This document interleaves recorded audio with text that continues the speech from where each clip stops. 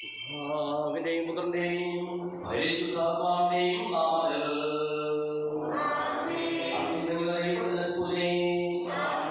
ഭൂമിയിലെ മനുഷ്യർക്ക് സമാധാനവും പ്രത്യാശയും എപ്പോഴേക്കും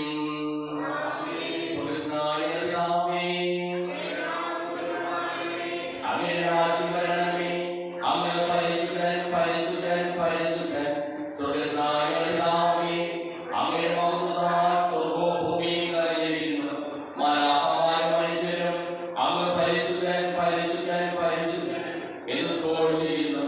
സ്വർഗ്ഗസ്ഥനായ പിതാവേ, അങ്ങയുടെ നാമം പൂജിതമാകണമേ. അങ്ങയുടെ രാജ്യം വരണമേ. അങ്ങയുടെ തിരുമനസ്സ് സ്വർഗ്ഗത്തിലെ പോലെ ഭൂമിയിലുമാകണമേ.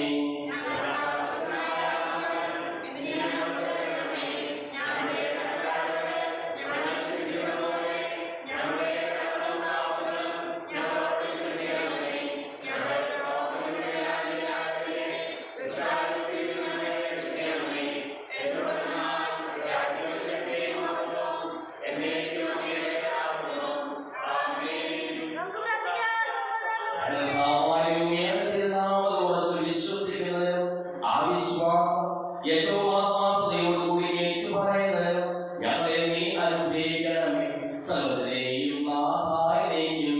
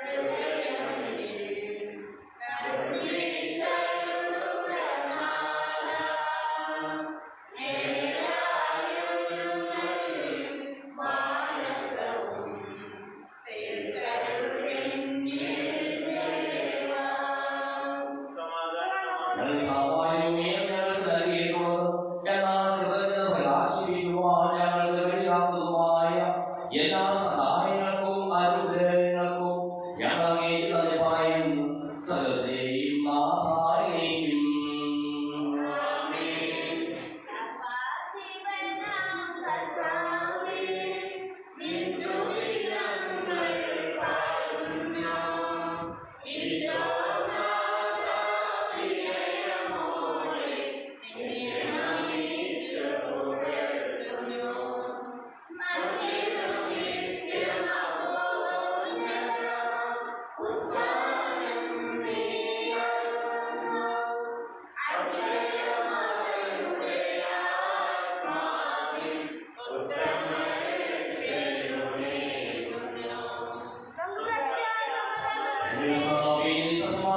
ശരീരങ്ങളെ ഉയർപ്പിക്കുന്നവരും ആത്മാക്കളെ രക്ഷിക്കുന്നവരും ജീവനെ ആരോഗ്യം പരിപാലിക്കുന്നവരുമാകുന്നു. ഞങ്ങളെപ്പോഴും സ്തുതിയും കൃതജ്ഞതയും ആരാധനയും സമർപ്പിക്കുവാൻ കടപ്പെട്ടവരാകുന്നു. സകലത്തെയും നാഥായിലേക്കും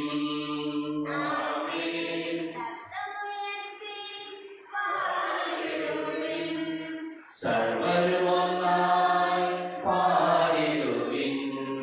എന്നെന്നും ജീവിക്കും സർവേശ്വരനെ വാഴ്ത്തിടുവിൻ.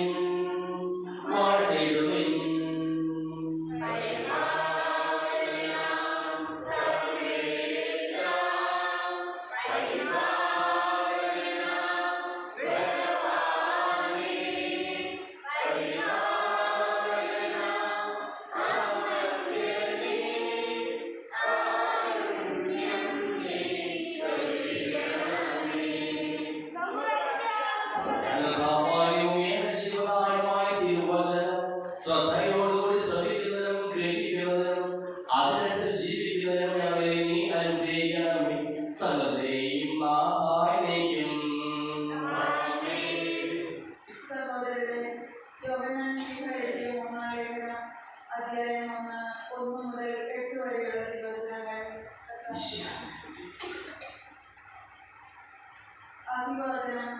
സഭാശ്രേഷ്ഠനായ ഞാൻ ആത്മാർത്ഥമായി സ്നേഹിക്കുന്ന പ്രിയപ്പെട്ട ഗായസിനാണ് എഴുതുന്നത്. വാത്സല്യഭാചനമേ, നിന്റെ ആത്മാവ് ക്ഷേമസ്ഥിതിയിലായിരുന്നത് പോലെ തന്നെ എല്ലാ കാര്യങ്ങളിലും നിനക്ക് ഐശ്വര്യമുണ്ടാകട്ടെ എന്നും നീ ആരോഗ്യവാനായിരിക്കട്ടെ എന്നും ഞാൻ പ്രാർത്ഥിക്കുന്നു. നീ സത്യമനുസരിച്ചാണ് ജീവിക്കുന്നത് എന്ന് സഹോദരന്മാർ വന്ന് നിന്റെ സത്യത്തെക്കുറിച്ച് സാക്ഷ്യപ്പെടുത്തിയപ്പോൾ ഞാൻ വളരെ സന്തോഷിച്ചു. എൻ്റെ മക്കൾ സത്യത്തിലാണ് ജീവിക്കുന്നത് എന്ന് കേൾക്കുന്നതിനേക്കാൾ വലിയ സന്തോഷം എനിക്കുണ്ടാകാനില്ല. വാത്സല്യഭാചനമേ, നീ സഹോദരർക്ക് വേണ്ടി, പ്രത്യേകിച്ച് അപരിചിതർക്ക് വേണ്ടി ചെയ്യുന്നതെല്ലാം വിശ്വാസത്തിന് യോജിച്ച പ്രവൃത്തികളാണ്. അവർ സഭയുടെ മുൻപാകെ നിന്റെ സ്നേഹത്തെക്കുറിച്ച് സാക്ഷ്യപ്പെടുത്തി. ദൈവത്തിന് പ്രീതികരമായ വിധം നീ അവരെ യാത്രയാക്കുന്നത് നന്നായിരിക്കും. കാരണം അവിടുത്തെ നാമത്തെ പ്രതിയാണ് അവർ ഇറങ്ങി തിരിച്ചിരിക്കുന്നത്. വിജാതിയരിൽ നിന്ന് അവർ ഒരു സഹായവും സ്വീകരിച്ചിട്ടില്ല. ആകയാൽ നാം സത്യത്തിൽ സഹപ്രവർത്തകരായിരിക്കേണ്ടതിന് ഇപ്രകാരമുള്ളവരെ സ്വീകരിച്ച് സംരക്ഷിക്കേണ്ടിയിരിക്കുന്നു. ലോകത്തിന്റെ പ്രകാശവും സകലത്തിന്റെയും ജീവനുമായ മിശിഹായേ, നിന്നെ ഞങ്ങൾ പക്കലേക്ക് അയച്ചു. അനന്തകാരുണ്യത്തിന് എന്നേക്കും സ്തുതി.